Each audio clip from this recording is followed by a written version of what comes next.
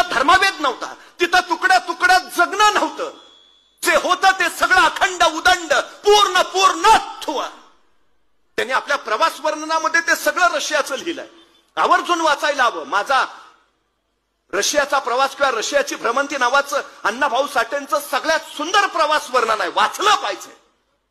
ते लिहितात, मी अनेक दिवस रशियाच्या रस्त्यावरनं फिरत राहिलो, पण मला दरिद्री माणूस मात्र कुठंच भेटला नाही, अजिबात नाही.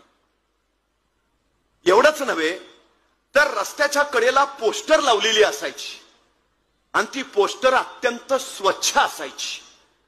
मला वाटलं इथं पान खाऊन बहुतेक पोस्टरवर कुणी थुंकत नसावं किंवा एकतर इथली माणसं पानच खात नसावीत, त्यामुळे पोस्टर एवढे स्वच्छ आहेत. नाहीतर आमच्या घाटकोपरला जर पोस्टर लावलं तर राजकुमारच्या मिशा काढणारा आणि मीना कुमारीला मिशा लावणारा